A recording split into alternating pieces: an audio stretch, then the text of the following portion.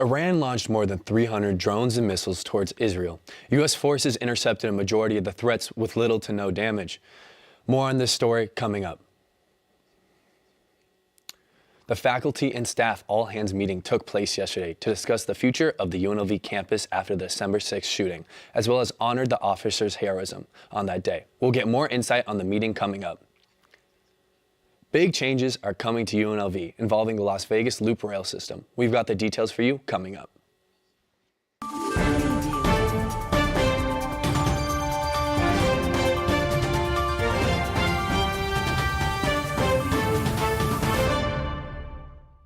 Thank you for joining us on Studio G. My name is Kevin Ludowitz.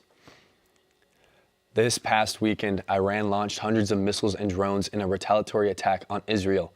According to the IDF, approximately 170 drones were fired, and about 70 to 80 of them were shot down by U.S. aircraft operating from bases in Saudi Arabia and Jordan. It took several hours for Iran's drones and missiles to travel towards Israel, and of them, about half of the ballistic missiles failed to launch or crashed in flight. 4 missiles, despite the interception, made its way to Israel's Nevatim Air Base, where Israel's F-35s are located, with the F-35s being the world's only 5th-generation long-range strike fighter. The Israel Defense Forces reported very little damage from the actual attack itself. However, a 7-year-old girl was severely injured near Bedoin village in Israel and is currently still fighting for her life. World leaders are urging Israel to not retaliate against Iran, as well as officials saying that the U.S. will not participate in any possible reprisal attacks with Israel. We'll update you more on the issues in the coming weeks. United States Vice President Kamala Harris was in Las Vegas yesterday to discuss abortion rights, as well as the bipartisan Safer Communities Act, as she continues her campaign. The Bipartisan Safer Communities Act was signed into effect in 2022 by President Joe Biden. The Bipartisan Safer Communities Act brought into effect improving the background check system by broadening the definition of licensed gun dealers, establishing enhanced background checks for buyers under 21, as well as many other things involving mental health services. Kamala Harris also discussed her opinion on the recent Arizona Supreme Court decision on abortion access. Here's what she had to say. Let's all be clear. What we are seeing in these states that we are talking about are Trump abortion bans. And he can't get away from that. Those are Trump abortion bans. And this election is about many, many important issues, including the ability of the people to organize in support of what we believe to be foundational values and principles about who we are as America. Harris also promoted a ballot that would ensure abortion access in Nevada. If enough signatures are gathered, Nevadans will get to vote on the issue in November. On Monday, UNLV held its faculty and staff all-hands meeting to discuss some of the updates on campus operations, safety, security, mental health and wellness resources. But before those topics were discussed, President Whitfield and Director Garcia recognized Officer Nathaniel Drum and Damian Garcia for their heroic actions and saving many lives on December 6th with a coin of gratitude. I am offering this small bit of gratitude for our officers, for our public safety. Think about it, that public safety name really means something.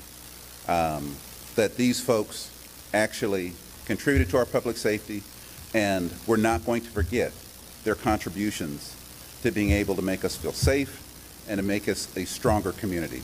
So thank you, sir. Thank you, sir. Thank you. These two heroes epitomize really the true essence of what bravery means, and I'm proud of all that they did on that dark day. Talks of $2.6 million in funding is being discussed to enhance security for UNLV, CSN, DRI, and Nevada State.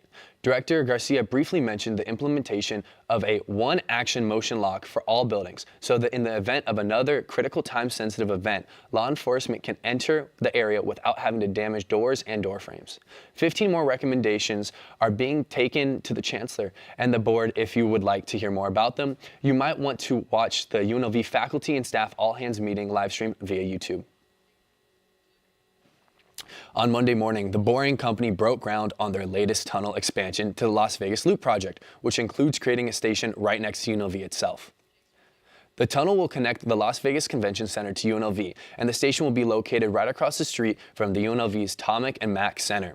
Steve Hill, Las Vegas Convention and Visitors Authority President and CEO, said they'll be launching the second machine soon that will be run in parallel and that will be creating a second tunnel. They'll have both a north and south traffic. The Virgin Hotel may also be added to the route as the Las Vegas Loop expands out from the Convention Center. Currently, the existing stops outside of the Convention Center include Resorts World and the soon-to-be-opened Westgate and Encore stations. Another story that will likely affect a lot of our rebel community. New news has been released regarding President Biden's student loan forgiveness program. $3.6 billion in debt will be wiped out over 200,000 borrowers who are enrolled in the SAVE plan and had smaller loans for their post-secondary studies, according to a press release from the Department of Education. Borrowers who have made 10 years of payments and borrowed $12,000 or less will see the aid. Student loan debt relief has been a cornerstone issue for the president since he was elected in 2020. Early in my term, I announced a major plan to provide millions of working families with debt relief for their college student debt. At the time, several GOP-led states sued to block his plan, an effort that the Supreme Court upheld. The initial plan would have canceled out up to $20,000 in debt for millions of qualified recipients. I announced we were going to pursue alternative paths. That brings us to this week. My administration will propose a new rule to cancel up to $20,000 in runaway interest for any borrower that owes more now than when they started paying the loan. Some debt holders could qualify to have all of their interest cleared under the plan. We're going after those schools that are defrauding our borrowers. For months, the DOE has been working on a new path toward their debt relief goal, using a different legal authority granted under the Higher Education Act of 1965. There's a required public comment period before the DOE can finalize any new proposals. The White House says if all goes as planned, canceling accrued interest for qualified borrowers could begin as early as this fall, right around election time. I'm Laura Aguirre reporting. The relief will be based on borrower's original principal balance, not what a borrower currently owes, according to the Education Department and the Biden administration. Now let's head over to Olivia for the weather. Hi everyone, good morning, and thank you for joining us on Studio G. My name is Olivia Santos, and I will be your weather girl today. Let's take a look at today's temperatures. All right, starting off, we have a wonderful 74 degrees. I hope you're all enjoying the sunshine and are loving the spring weather. And on campus, the expected high temperature is a whopping 82. Make sure you're drinking your water. Our bodies are still acclimating to this warmer energy, and you're going to want to drink that water regardless. So there's that, 82 degrees. Hopefully we don't creep into the 90s anytime soon, but let's take a look. Oh, and sunset time as well. We have 7:15 this evening, excuse me. So the days are just getting longer and longer, as Kevin usually says when he does weather, and I think we all enjoy it. You know, I get to take my dog out on a walk a little bit later every night, and she likes it, and we enjoy that time together for sure. And throughout the rest of the evening, we have the sun shining high at 3 p.m. today, sunset around 6 p.m. It should be nice and dark around 9, and 12 a.m. 65 degrees. So very, very, very normal for spring temperatures, but you see that gradual decrease as we go throughout the evening. And then looking into our 7-day forecast. So it looks like we are pretty steady throughout the 80s up until Friday, until we touch those 90-degree days over the weekend, and then have that, looks like the highest temperature of the year so far in just about a few days on that Monday. But at least we have those lows still. 56 degrees is the low for tonight until next week on Monday, when we have that high of 96. We will also have that low of 67. So just be prepared for that. If you're taking the kids out this weekend, make sure again you're drinking that water, maybe you have an umbrella, put the sunscreen on. Just try to enjoy the sunshine while you can before it gets way too hot. It is still spring. All right, you guys, that's all I have for you today. Thank you so much for joining us on Studio G. We'll take it back to the desk. Thanks, Olivia. The National Association of Broadcasters, or the NAB show, is back in Las Vegas and is being held at the Las Vegas Expo Center.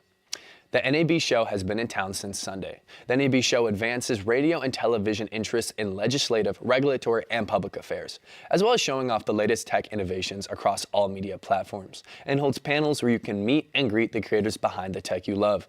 This huge show takes up the South, Central, and West Hall.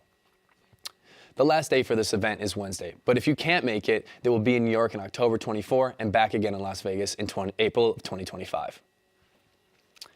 UFC 300 has come and gone. The record-breaking event concluded with some incredible moments, so here's a quick recap of some of the most remarkable endings from the main card. The 3 title fights of the night were all incredibly action-packed, with Justin Gaethje and Max Holloway delivering what some are arguing is the best knockout in UFC history and is a contender for Fight of the Year. After 5 rounds, Holloway and Gaethje went into a slugfest in the last 10 seconds. This exchange led to Max Holloway getting the last-second knockout of Justin Gaethje and getting the BMF belt. Zhang Weili and Yan Xiaonan had a great back-and-forth fight lasting all 5 rounds. Zhang was close to submitting Xiaonan with a rear-naked choke at the end of the first round, but Xiaonan was able to fight through and continue the fight. Zhang won via decision, defending her belt. And to end the night, Alex Pereira dispatched Jamal Hill in spectacular fashion. Knocking out Hill in just 3 minutes and 14 seconds in the first round, Alex started the finishing combination with his famously powerful left hook. This was Alex's first defense of his light heavyweight belt. After UFC 300, Dana White announced that fan-favorite fighter Conor McGregor will return to the UFC to fight Michael Chandler at UFC 303 at the T-Mobile Arena. With inflation on the rise, it has become hard for some people to save money. According to the government data, Americans are saving less these days. The personal savings rate fell to 3.6% in February, the lowest level in more than a year. Experts say the pandemic helped to boost savings, but those trends have changed and spending has gone up since. To make things worse, Las Vegas has seen a spike in gas prices with $5 per gallon, and it could rise even higher at most gas stations. You may end up paying at least $4.19 in cash. You get lower prices at Smith's with a Smith's membership. And that's all we have for you guys today. I'm Kevin Ludowitz. Thank you guys so much for joining us on Studio G.